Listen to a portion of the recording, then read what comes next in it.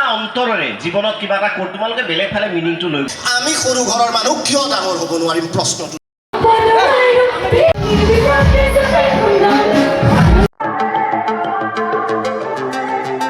Hey guys, what's up? Welcome back to my YouTube channel Mr. Diasam Vlog. মানে যাই আছো গাইছ আজি বৰবাগ কলেজ মানে নৱগত আদৰণি সভা চাব যাই আছো বৰবাগ কলেজ আহিব মানে তাত হেৰি ঋষা ভৰদ্বাজ আৰু দীপক কুমাৰ শৰ্মা চাব যাই আছো গাইছ হওক ভিডিঅ'টো মানে ইমান দীঘল কৰি নাথাকো যাই ডাইৰেক্ট দেখুৱাই দিম আপোনালোকক গাইছ তেনেহ'লে আহক যাই থাকোঁ সো গাইছ আহি পাই গ'লো মানে বৰবাগ কলেজ এখন মানে বৰবাগ কলেজ এখন বৰবাগ কলেজৰ গেট মানে ইয়াত লেখা আছে বৰবাগ কলেজ বুলি আৰু ভিতৰৰ পিনে সোমাই আহিলোঁ এইবিলাক দুনিয়াৰ মানুহ ফাৰ্ষ্ট মানে মঞ্চত ভাষণ দিব আহিছে ভাষণটো শুনি আছা মই যদি মাতি আনি সুধোঁ বা ডিগ্ৰী ফাৰ্ষ্ট ইয়াৰৰ ইয়াতে এতিয়া যদি মই বোলো কয় কালচাৰেল প্ৰগ্ৰেম পিছত হ'ব ফাৰ্ষ্ট আমি ইণ্টাৰভিউ ল'ম মই যদি সুধোঁ যে কিয় এডমিশ্যন লৈছা মেক্সিমাম ছাত্ৰ ছাত্ৰীৰ উত্তৰ কি দিবা জানানে এনে হাঁহিছা তাৰমানে গম পাইছা যে তেনেকুৱা মনত ভাৱ এটা আছে এইটো জীৱনত নকৰিবা সদায় এটা সপোন লৈ আগবাঢ়িবা যি সপোনেই নহওক সকলো ইয়াত ডাক্তৰ ইঞ্জিনিয়াৰ প্ৰফেচাৰ হৈ দিব নোৱাৰে নালাগে এটা নিজস্ব সপোন মনত পুহি ৰাখিবা আৰু সেই সপোনটোক লৈ আগবাঢ়িবা বিশ্বাস কৰা যাৰ দুচকুত সপোন আছে যিয়ে বহি এই মুহূৰ্তত ইয়াত বহি সপোন দেখিছা যে ভৱিষ্যতে মই UPSC ক্লিয়াৰ কৰিম APSC ক্লিয়াৰ কৰিম ভৱিষ্যতে মই ভাল এগৰাকী ব্যৱসায়ী হ'ম যিয়ে দুচকুত সপোন ৰাখিছা তেওঁৰ সপোন বাস্তৱ হ'ব খালি সাহস লাগিব বুকুত সপোন দেখা হিন্দী চিনেমাত এটা ডাইলগ আছে ডাইলগ নহয় এইটো মই বিশ্বাস কৰোঁ মোৰ জীৱনত হৈছে এইটো সদায় মনত ৰাখিবা डायलॉग तो এনেকুৱা जिसे हमने इतने शिद्दत से पाने की कोशिश की है जिसे हमने इतने शिद्दत से पाने की कोशिश की है आज हर जर्रे ने उसे हमसे मिलाने की साजिश की है वो कहते हैं ना किसी चीज़ को तुम अगर पूरे दिल से चाहो पूरी कायनात जुट जाती है उसे तुमसे मिलाने আৰু এইটো সঁচা হয় কোনোবাই যদি সঁচা অন্তৰেৰে জীৱনত কিবা এটা কৰি তোমালোকে বেলেগ ফালে মিনিংটো লৈ গৈছা সেইটো ফালে মিনিং নিনিবা তুমি প্ৰেমত পৰিব লাগিব তোমাৰ সপোনৰ যিদিনাই তুমি নিজৰ সপোনৰ প্ৰেমত পৰিবা বিশ্বাস কৰা পৃথিৱীত এনে কোনো শক্তি নাই যিয়ে বাধা দিব পাৰে সম্পত্তি এটাই আছিল বুকুত দুৰ্বাৰ হেঁপাহ সেইকাৰণে মই প্ৰত্যেকগৰাকী ছাত্ৰ ছাত্ৰীক কওঁ যাৰ দুচকুত হেঁপাহ আছে আকাশ চোৱাৰ দুৰ্বাৰ হেঁপাহ আছে সেই ছাত্ৰ ছাত্ৰীৰ সপোন বাস্তৱ হয় কিন্তু আমাৰ বেমাৰটো হ'ল যে আমি সপোন দেখাৰ সাহস নকৰোঁ আমি নাভাবোৱে মই যদি কওঁ যে ইয়াত বহি থকা কোনোবাই আজি সংকল্প লোৱা যে APSC ক্লিয়াৰ কৰিম বা UPSC ক্লিয়াৰ কৰিম মই নলবাৰী ডিষ্ট্ৰিক্টৰ SP হৈ আহিম 7 বছৰ পিছত মই যদি কোনোবা ছাত্ৰ ছাত্ৰীক কওঁ নাই ক'ত আহিলা এইটোৱে আত্মসমৰ্পণ জীৱনত নকৰিবা IAS IPS বিলাকৰ মাৰ্কশ্বিট চাবা কোনো 90% এজন দুজনক বাদ দি চব 60-65%ৰ এভাৰেজ ষ্টুডেণ্ট হয় পাৰ্থক্য এটাই যে তেওঁলোকৰ সপোন থাকে সেইকাৰণে মই তোমালোকক কওঁ সপোন দেখা নিজৰ যিটো কয় সামৰ্থতকৈ ওপৰত সপোন দেখা আমাক ভুলকৈ শিকোৱা হয় আঁঠুৱা চাই ঠেং মেলা মই কওঁ আঁঠুৱা চাই ঠেং নেমেলিবা আঁঠুৱা চাই ঠেং মেলা মানে কি জীৱনটো যিমান অৰ্থাৎ আঁঠুৱা সৰু গোটেই জীৱন তুমি এনেকৈ পাৰ কৰা মই কওঁ নহয় আঁঠুৱা চাই ঠেং নেমেলিবা নিজৰ ঠেঙৰ জোখত আঁঠুৱা বনাই ল'বা আৰু মুক্ত মনে জীৱন পাৰ কৰিবা নিজৰ হিচাপত আঁঠুৱা বনাই অৰ্থাৎ আমি যদি দুখীয়া ঘৰত জন্ম পাইছোঁ আমাৰ দেউতাই যদি ভাল চাকৰি নকৰে আমাৰ দেউতাই যদি খেতি কৰে আমাৰ দেউতাই যদি 4th grade কাম কৰে আমি গোটেই জীৱন আঁঠুৱা চাই ঠেং মেলি এনেকৈ থাকিম মই কওঁ নাথাকোঁ মোৰ দেউতাই কিমান টকা ইনকাম কৰে মোৰ বাবে গুৰুত্বপূৰ্ণ নহয় মোৰ বাবে গুৰুত্বপূৰ্ণ মোৰ সপোন কিমান ডাঙৰ কাৰণ পৰীক্ষাৰ বহীত তুমি যেতিয়া লিখিবা তোমাৰ দেউতাই AC গাড়ীত বৰভাগ কলেজৰ সন্মুখত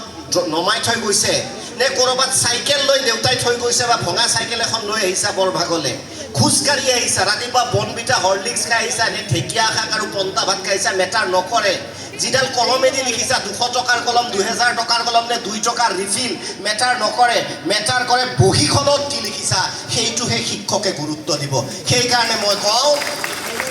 যে আত্মসমৰ্পণ নকৰিবা তোমালোকৰ সকলোৰে টেলেণ্ট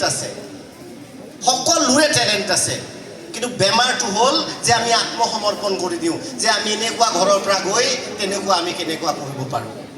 মনত যেতিয়া তেনেকুৱা ভাৱ আহে মনত কৰিবা যে এজন নাৱৰীয়াৰ ল'ৰা এবেলা খায় এবেলা নাখায়, তোমালোকেতো দুবেলা খোৱা ভালকে। এজন নাৱৰীয়াৰ ল'ৰা যাৰ স্কুলত যাবলৈ চেণ্ডেল নাই, এজন নাৱৰীয়াৰ ল'ৰা যাৰ ঘৰৰ মুধচৰ পৰা পানী পৰে, এজন নাৱৰীয়াৰ ল'ৰা যি ৰাতিপুৱা ঘৰে ঘৰে পেপাৰ দি স্কুলত যায়, সেইজন ল'ৰা যদি ভাৰতবৰ্ষৰ 13 সংখ্যক ৰাষ্ট্ৰপতি APJ আব্দুল কালাম ছাৰ হ'ব পাৰে, আমি সৰু ঘৰৰ মানুহ কিয় ডাঙৰ হ'ব নোৱাৰিম? প্ৰশ্নটো তাতেই।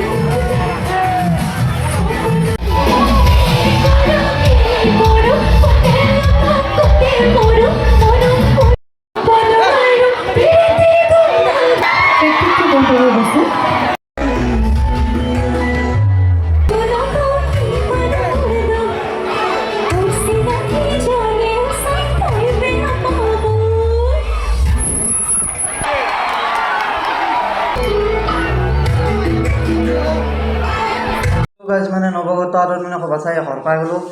আৰু মানে যেখিনি কথা কৈছে মানে দীপক কুমাৰ শৰ্মাই